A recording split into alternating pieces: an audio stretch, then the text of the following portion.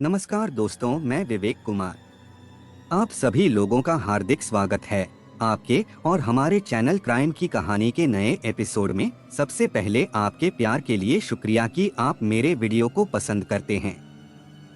अगर आप चैनल पर नए हैं या अभी तक आपने इस चैनल को सब्सक्राइब नहीं किया है तो सब्सक्राइब कर लीजिए, बेल आइकन दबा दीजिए ताकि मेरे हर वीडियो का नोटिफिकेशन आपको मिलता रहे।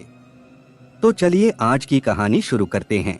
दिल्ली की सीमा से सटे उत्तर प्रदेश के गाजियाबाद में लोनी बॉर्डर थाना एकदम दिल्ली की सीमा से सटा है। यूपी और दिल्ली की सीमा से सटा होने के कारण लोनी बॉर्डर थाने की पुलिस अपराधियों पर नजर रखने के लिए 24 घंटे सतर्क रहती है। आमतौर पर इस थाने के इंचार्ज भी रात रात भर जागकर क्षेत्र में गश्त करते रहते हैं। 11 और 12 जनवरी 2020 की रात को लोनी बॉर्डर थाने के एसएचओ इंस्पेक्टर शैलेंद्र प्रताप सिंह अदालत में एक जरूरी एविडेंस के लिए शहर से बाहर गए हुए थे। थाने के एसएसआई राजेंद्र पाल सिंह थाना प्रभारी की जिम्मेदारी उठा रहे थे। रात के करीब 4 बजे का वक्त था जब राजेंद्र पाल सिंह सरकारी जीप में अपने हमराहियों के साथ पूरे क्षेत्र में गश्त करके थाने की तरफ लौट रहे थे कि उन्हें पुलिस नियंत्रण कक्ष से वायरलेस पर सूचना मिली कि 3-4 बदमाशों ने बेहटा हाजीपुर में मेवाती चौक पर रहने वाले कारोबारी आसिफ अली सिद्दीकी के घर में घुसकर डाका डाला है और लूटपाट का विरोध करने पर व्यापारी की पत्नी समरीन का गला दबा दिया है। वायरलेस से मिली सूचना इतनी ही थी, लेकिन इतनी गंभीर थी कि राजेंद्र पाल सिंह ने थाने न जाकर घटनास्थल पर पहुंचने को प्राथमिकता दिया। वहां से मेवाती चौक की दूरी करीब 4 किलोमीटर थी। वहां तक पहुंचने में उन्हें महज 10 मिनट का वक्त लगा। मेवाती चौक पर आसिफ अली सिद्दीकी का घर मुख्य सड़क पर ही था। वहां आस पड़ोस के काफी लोगों की भीड़ घर के बाहर जमा थी। घर में रोने पीटने की आवाजें आ रही थीं। वहां पहुंचने पर पता चला कि आसिफ अली सिद्दीकी कुछ लोगों के साथ अपनी पत्नी समरीन को जीटीबी अस्पताल ले गया है, जहां डॉक्टरों ने उसे मृत घोषित कर दिया है। वारदात के बारे में ज्यादा जानकारी तो कोई नहीं दे सका, लेकिन यह जरूर पता चल गया कि पुलिस नियंत्रण कक्ष को वारदात की सूचना पड़ोस में रहने वाले रईसुद्दीन ने दी थी। रईसुद्दीन ने एसएसआई राजेंद्र पाल सिंह को बताया कि रात करीब 3:45 बजे आसिफ ने अपनी छत पर चढ़कर बचाओ बचाओ, डकैत डकैत कहकर चिल्लाना शुरू किया था, जिसके बाद आस पड़ोस में रहने वाले वहां एकत्र हो गए थे। पड़ोसियों ने आसिफ के घर के मुख्य द्वार के बाहर से लगी कुंडी खोली थी, जिसे बदमाश भागते समय बाहर से लगा गए थे। चूंकि समरीन की हत्या आपराधिक वारदात के दौरान हुई थी, इसलिए उसका पोस्टमार्टम कराने की कार्रवाई पुलिस को ही करनी थी। इसलिए राजेंद्र पाल सिंह ने अपने सहयोगी एसआई विपिन कुमार को स्टाफ के साथ जीटीबी अस्पताल रवाना कर दिया। विपिन कुमार ने जीटीबी अस्पताल पहुंचकर इमरजेंसी में मौजूद डॉक्टरों से पूछताछ किया। उन्होंने बताया कि समरीन को जब लाया गया था उससे पहले ही उसकी मृत्यु हो चुकी थी। विपिन कुमार ने डॉक्टरों से बातचीत कर उनके बयान दर्ज किए और शव पोस्टमार्टम के लिए भिजवा दिया। लिखा पढ़ी की औपचारिकताओं को पूरी करने में सुबह के करीब 6 बज चुके थे। आसिफ का रो रो कर बुरा हाल था। विपिन कुमार ने आसिफ को ढांढस बंधाया और उसे अपने साथ लेकर उसके घर मेवाती चौक पहुंच गए।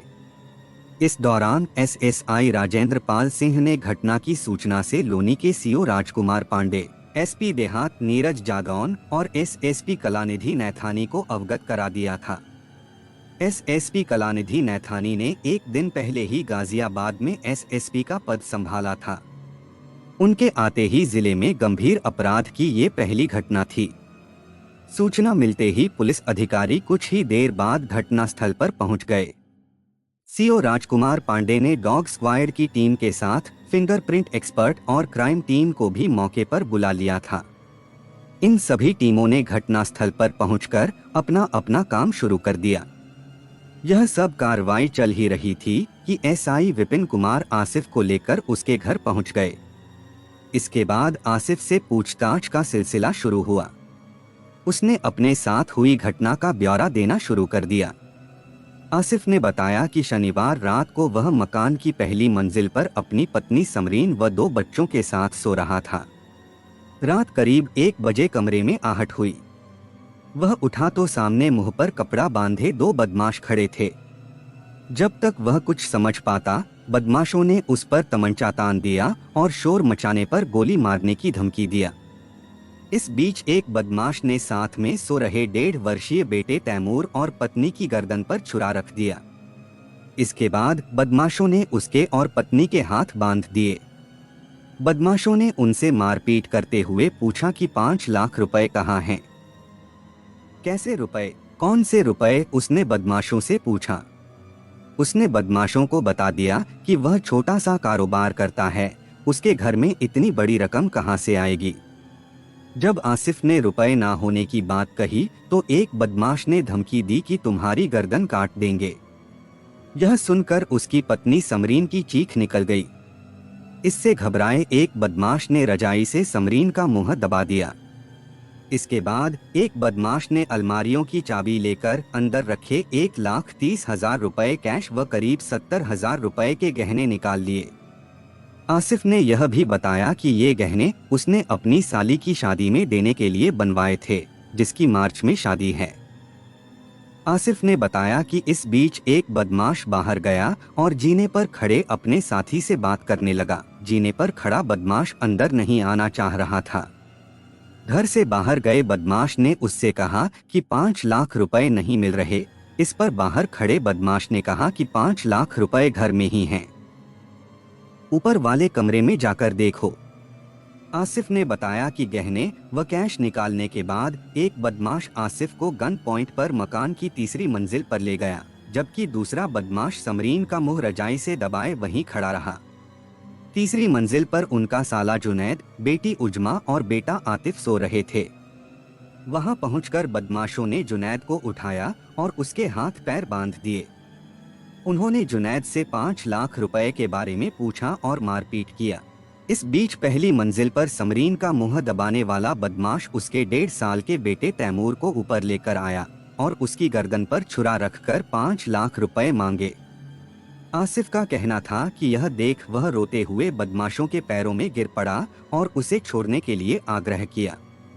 इस पर बदमाशों ने बच्चे को छोड़ दिया और उन सभी को कमरे में बंद करके धमकी दिया कि यदि आधे घंटे से पहले कमरे से बाहर निकले तो सभी को मार डालेंगे।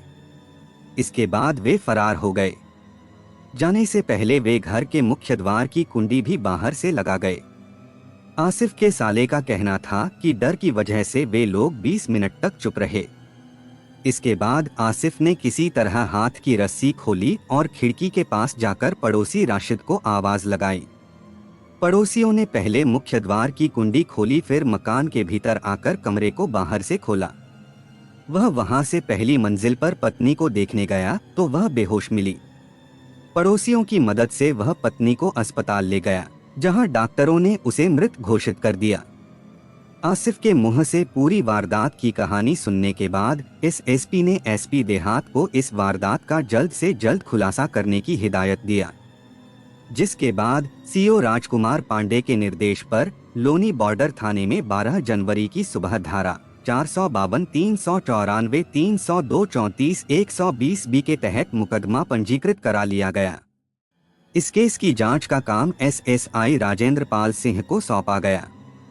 घटना का खुलासा करने के लिए सीओ राजकुमार पांडे ने राजेंद्र पाल सिंह के अधीन एक विशेष टीम का गठन भी कर दिया, जिसमें SI Vipin Kumar, head constable Manoj Kumar, constable Vipin Kumar, Manoj और दीपक को शामिल किया गया। उसी दोपहर पुलिस ने समरीन के शव का पोस्टमार्टम करवाकर शव उसके परिजनों के सुपुर्द कर दिया। परिजनों ने उसी शाम गमगीन माहौल में समरीन के शव को सुपुर्दे खाक कर दिया। आसिफ अली सिद्दीकी मूल रूप से मेरठ के जानी कला गांव का रहने वाला है। उसके पिता अफसर अली गांव में खेतीबाड़ी का काम करते हैं। अफसर अली की 6 संतानों में 5 लड़के और 1 लड़की है। आसिफ भाइयों में तीसरे नंबर पर है। सभी भाई बहनों की शादी हो चुकी है। आसिफ अली ने युवावस्था में बैटरी की प्लेट बनाने का काम सीखा था। सन 2006 में उसकी शादी जानी कलां के रहने वाले तनसीम की बेटी समरीन से हुई थी, जिससे उसके 3 बच्चे हुए, 2 बेटे और 1 बेटी। बड़ा बेटा आतिफ 9 साल का है, जबकि सबसे छोटा तैमूर अभी 1.5 साल का है। बेटी उजमा तीनों बच्चों में सबसे बड़ी है। तनसीन अली बेटी समरीन की शादी से कई साल पहले गांव छोड़कर लोनी के बेहटा की उत्तरांचल बिहार कॉलोनी में आ बसे थे। उन्होंने छोटा सा प्लॉट खरीदकर अपना घर बना लिया था। तनसीन फैक्ट्रियों से माल खरीदकर किराने की दुकानों पर सप्लाई करते थे, जिससे उनके परिवार की गुजर बसर ठीक ठाक हो रही थी। बेटी समरीन के निकाह में भी उन्होंने अच्छा पैसा खर्च किया था। शादी के बाद समरीन गांव में पति आसिफ के साथ हंसी खुशी जीवन बिता रही थी। आसिफ भी खूबसूरत पत्नी को बेइंतहा प्यार करता था। वक्त तेजी से गुजर रहा था। समरीन एक के बाद 2 बच्चों की मां बन गई। पहले उजमा का जन्म हुआ, फिर आतिफ पैदा हुआ। 2 बच्चे हो गए तो घर के खर्च भी बढ़ गए, लेकिन कमाई कम थी। इसलिए आसिफ ने गांव छोड़कर शहर में बसने का फैसला किया। सन 2014 में सास ससुर की सलाह पर आसिफ लोनी के बेटा आकर किराए के मकान में रहने लगा। यहीं पर उसने अपना बैटरी की प्लेट बनाने का कारोबार बढ़ाना शुरू किया। 1 साल के भीतर ही उसने अपने पिता और ससुर की मदद से मेवाती चौक के पास 50 गज का एक प्लॉट लेकर उसमें 3 मंजिला मकान बना लिया। आसिफ ने ग्राउंड फ्लोर पर अपनी वर्कशॉप और गोदाम बनाया, जबकि पहले दूसरे व तीसरे फ्लोर पर वह खुद रहने लगा। परिवार तेजी से बढ़ रहा था। 1.5 साल पहले समरीन ने एक और बेटे को जन्म दिया। मेहमानों का भी घर में आवागमन रहता था, इसलिए आसिफ ने तीसरे फ्लोर को आने जाने वालों के ठहरने और बच्चों की पढ़ाई लिखाई के लिए रखा हुआ था। आसिफ का इकलौता साला जुनैद अपने जीजा के पास रहकर काम सीख रहा था। हालांकि आसिफ की ससुराल उसके घर से 2 किलोमीटर की दूरी पर थी, इसलिए जुनैद कभी अपने घर चला जाता था तो कभी अपनी बहन के घर पर ही रुक जाता था। आसिफ और उसकी ससुराल वाले एक दूसरे के यहाँ रोज आते जाते थे और एक दूसरे की कुशल क्षेम लेते रहते थे। लोनी में आने के बाद समरीन को यह फायदा हो गया था कि वह अपने परिवार के पास आ गई थी। हर दुख सुख में माता पिता और भाई बहन उसके साथ नजदीक खड़े थे। आसिफ की जिंदगी मजे में गुजर रही थी कि अचानक 11 जनवरी की रात जब बदमाशों ने उसके घर में घुसकर लूटपाट की तो इस हादसे में बीवी समरीन की मौत के बाद उसकी दुनिया ही उजड़ गई। विवेचना अधिकारी राजेंद्र पाल सिंह ने आसिफ से पूछताछ के बाद जब उसके परिवार की पूरी कुंडली खंगाली तो उन्होंने अपना ध्यान घटनाक्रम की कड़ियों को जोड़ने पर केंद्रित कर दिया। दरअसल राजेंद्र पाल ने कई बार घटनास्थल का निरीक्षण किया तो पाया कि 50 गज के 3 मंजिला मकान में एंट्री का एक ही रास्ता है, जो भूतल पर बने मुख्य द्वार के रूप में है। इसी फ्लोर पर आसिफ की वर्कशॉप है। आसिफ का मकान चारों तरफ से ऊपर व नीचे से पूर्णतः बंद था। कहीं से भी घर में प्रवेश करने का कोई और रास्ता नहीं था। बाहरी व्यक्ति का आने व जाने का अन्य कोई रास्ता नहीं था। मकान में बाहरी बदमाशों के घुसने के लिए कोई दरवाजा, खिड़की या लॉक टूटा नहीं मिला, मतलब कि दरवाजे से फ्रेंडली एंट्री हुई थी। सीसीटीवी की फुटेज से यह बात तो साफ हो गई कि वारदात को अंजाम देने के लिए घर में 3 बदमाश घुसे थे। आसिफ ने भी अपने बयान में यह बात कही थी कि वारदात में शामिल बदमाशों की संख्या 3 से 4 थी, लेकिन उसने देखा 3 को ही था। बस इतना समझना बाकी था कि बदमाशों को घर में आने के लिए घर के ही किसी व्यक्ति ने दरवाजा खोला था या परिवार के लोग गलती से दरवाजा बंद करना भूल गए थे। हालांकि आसिफ ने पुलिस को दिए बयान में कहा था कि घर के मुख्य द्वार को अंदर से उसी ने बंद किया था। दूसरी अहम गुत्थी यह थी कि सीसीटीवी कैमरे में आसिफ के घर की तरफ आने वाले लोग 9 बजे के करीब आए थे और रात को 3:45 बजे वापस जाते दिखे थे। पीड़ितों के मुताबिक वारदात करने का वक्त 1 से 3 बजे के बीच का था। अब सवाल यह था कि वारदात को अंजाम देने वाले बदमाश करीब 4-5 घंटे तक कहां छिपे रहे। अगर वे घर के बाहर होते तो सीसीटीवी कैमरे में या लोगों की नजर में जरूर आते। अगर वे घर के अंदर आकर छिप गए थे तो परिवार में किसी को इसकी भनक क्यों नहीं लगी। 13 जनवरी को लोनी बॉर्डर थाने के प्रभारी निरीक्षक शैलेंद्र प्रताप सिंह छुट्टी से वापस लौट आए। उन्हें थाना क्षेत्र में हुई इस वारदात की सूचना मिली। तो उन्होंने जांच अधिकारी एसएसआई राजेंद्र पाल सिंह को बुलाकर मामले की विस्तार से जानकारी लिया। जब राजेंद्र पाल सिंह ने एसएचओ को अपने शक के बारे में बताया तो उन्होंने आसिफ को हिरासत में लेकर पूछताछ करने के लिए आदेश दिया।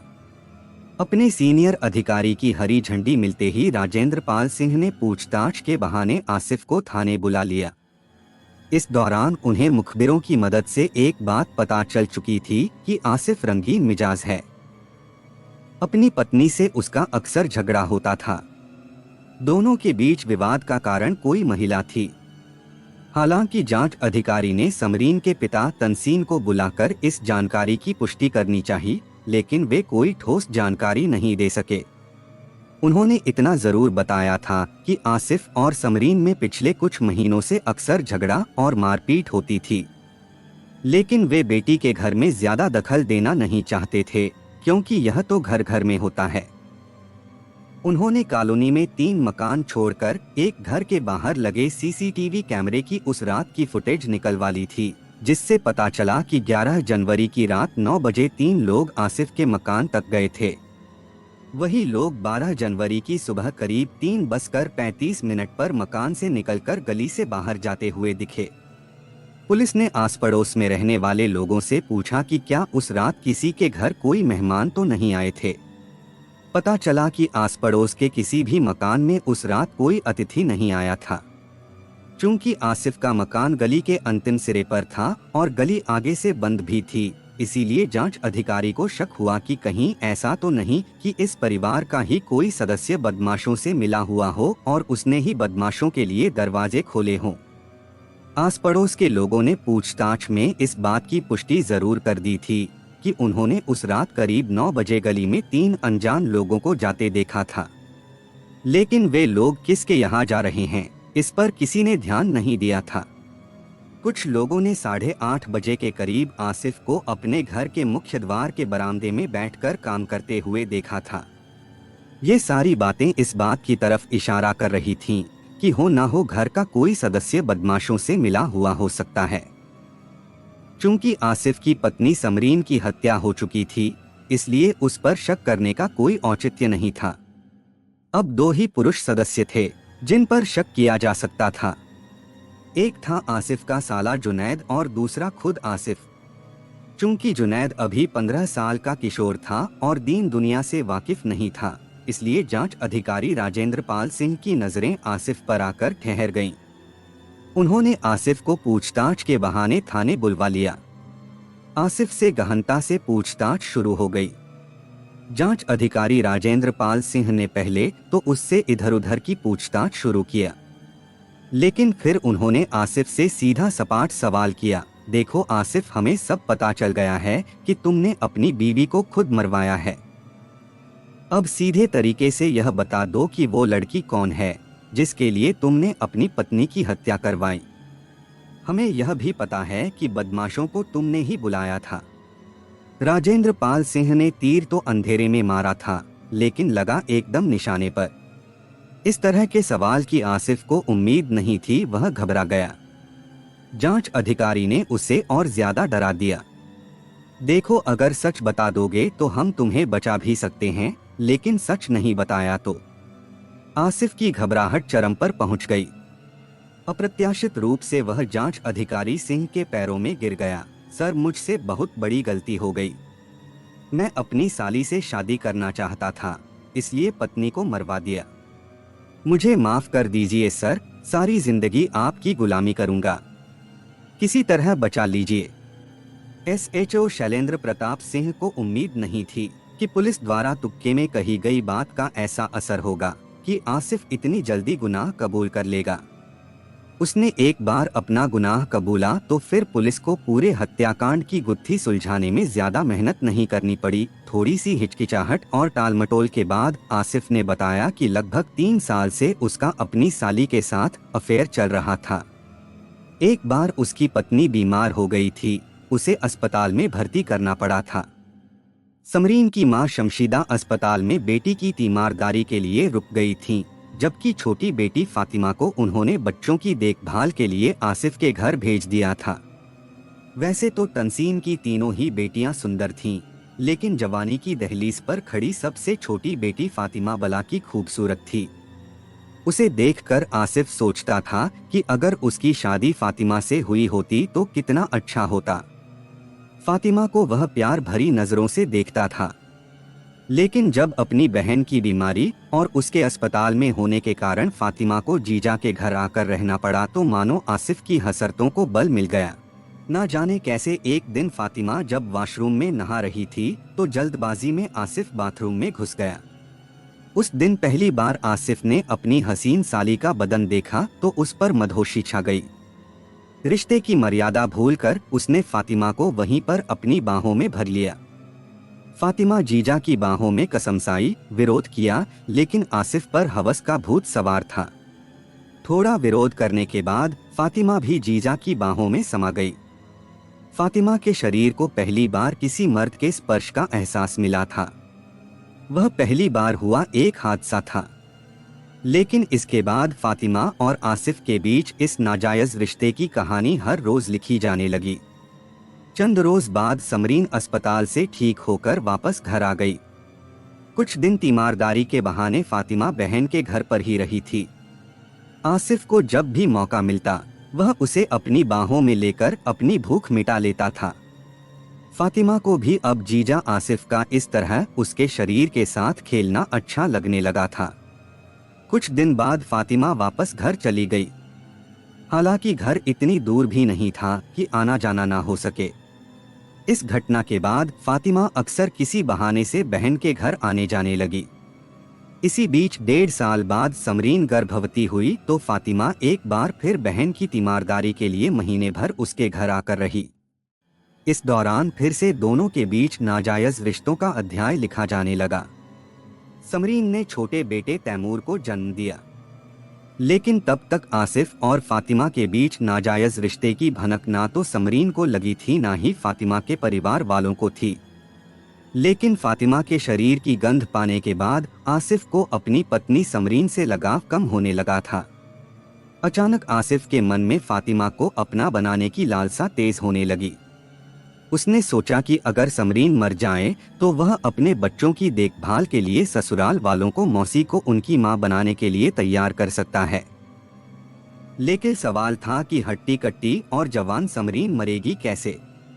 आसिफ के मन में उसी समय यह ख्याल आया कि क्यों ना समरीन को किसी ऐसे तरीके से मार दिया जाए कि उसकी मौत सबको स्वाभाविक लगे। बस ये ख्याल मन में आते ही उसके दिमाग में साजिश के कीड़े रेंगने लगे। आसिफ का एक दोस्त था रविंद्र, जो गोविंद टाउन बेहटा हाजीपुर में रहता था और वहीं पर जनकल्याण क्लिनिक चलाता था। वैसे तो रविंद्र झोलाछाप डॉक्टर था, लेकिन आसिफ के साथ खाने पीने के कारण उसकी दोस्ती हो गई थी। आसिफ अपने बच्चों को उसी से दवा वगैरह दिलवाता था। उसने अपने मन की बात एक दिन रविंद्र को बताई। उसने कहा कि इलाज के बहाने वह समरीन को ऐसा इंजेक्शन लगा दे कि उसकी मौत हो जाए। रविंद्र इस काम के लिए राजी तो हो गया, लेकिन उसने इस काम के लिए पैसे मांगे। आसिफ ने कह दिया कि वह काम कर दे, इसके बदले वह उसे मोटी रकम देगा। लिहाजा डॉक्टर रविंद्र ने उसे एक ऐसी दवा दे दी जिसको खाने के बाद समरीन पर रिएक्शन होना था। लेकिन संयोग से उस दवा को खाने के बाद जो थोड़ा बहुत असर हुआ उसे समरीन ने घरेलू उपचार करके ठीक कर लिया।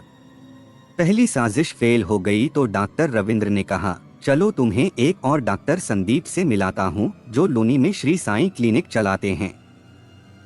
रविंद्र ने संदीप से आसिफ की मुलाकात कराई और उसका मकसद बताया। आसिफ का काम करने के लिए संदीप ने पैसे की मांग की तो आसिफ ने दोनों को 30,000 रुपए दे दिए। डॉक्टर संदीप ने एक दिन बुखार के इलाज के बहाने आसिफ के साथ उसके घर जाकर समरीन को एक जहरीला इंजेक्शन भी दिया, लेकिन कई दिन इंतजार के बाद भी समरीन की मौत नहीं हुई तो आसिफ निराश हो गया। इस दौरान संदीप और रविंद्र आसिफ से मिले पैसे से मौज मस्ती करने के लिए मंसूरी चले गए। जब वापस लौटे तो उन्हें पता चला कि इंजेक्शन से भी समरीन की मृत्यु नहीं हुई है। इसलिए आसिफ उनसे पैसे वापस मांगने लगा। तब संदीप ने कहा कि वह एक आदमी के जरिए इस काम को सफाई से करवा सकता है, लेकिन इस काम में थोड़ी ज्यादा रकम लगेगी। आसिफ इसके लिए भी तैयार हो गया।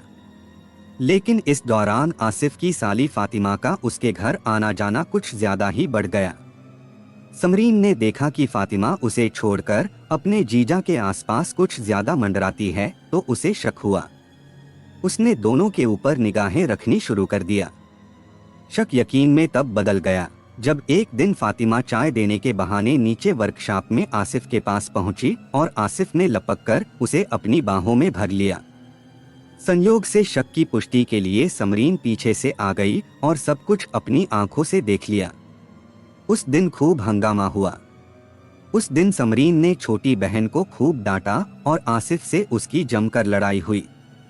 समरीन ने अपने माता पिता को तो बहन के बारे में कुछ नहीं बताया, लेकिन परिवार वालों पर जोर देना शुरू कर दिया कि वह जल्द से जल्द फातिमा के लिए अच्छा सा लड़का देखकर उसका निकाह कर दें। परिवार वालों ने उसके लिए लड़का देख लिया और 7 मार्च 2020 निकाह की तारीख तय कर दिया। इस बीच फातिमा के निकाह को लेकर समरीन और आसिफ में अक्सर झगड़ा होने लगा। आसिफ समरीन से कहता था कि 2 बहनें एक साथ एक ही पति की बेगम बनकर भी तो रह सकती हैं। पता नहीं जिससे फातिमा की शादी हो वो लोग कैसे हों, उसे सुख दे सकें या नहीं। बस इसी बात पर दोनों में झगड़ा इस कदर बढ़ता कि मारपीट तक हो जाती। दोनों के बीच मारपीट की बात समरीन के माता पिता तक पहुंची, लेकिन समरीन ने उन्हें कभी हकीकत का पता नहीं लगने दिया। जब आसिफ ने देखा कि समरीन उसके और फातिमा के रास्ते का कांटा बन चुकी है तो उसने आखिरकार उसकी हत्या के लिए आखिरी साजिश का ताना बाना बुनना शुरू कर दिया। आसिफ ने डॉक्टर संदीप से कहा कि अब वह जल्द से जल्द समरीन की हत्या वाला काम करवाएं। इसके बाद संदीप आसिफ को अपने साले के साले सुनील शर्मा निवासी भीमपुर, थाना बहजोई, जिला मुरादाबाद के पास ले गया, जो इन दिनों लोनी की पुश्ता कॉलोनी में रहता था। आसिफ को जब पता चला कि सुनील शर्मा आपराधिक प्रवृत्ति का व्यक्ति है और पहले उत्तराखंड जेल में भी रह चुका है, तो उसे यकीन हो गया कि यह आदमी उसका काम कर देगा।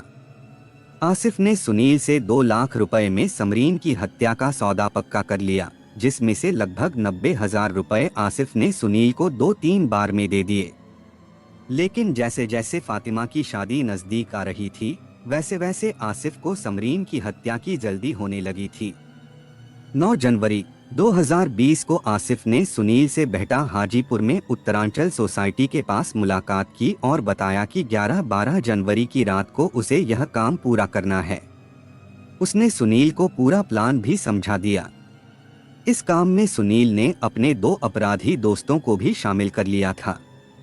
प्लान के मुताबिक 11 जनवरी 2020 की रात सुनील अपने दोनों साथियों के साथ मेवाती चौक पर आसिफ के घर के बाहर पहुंचा।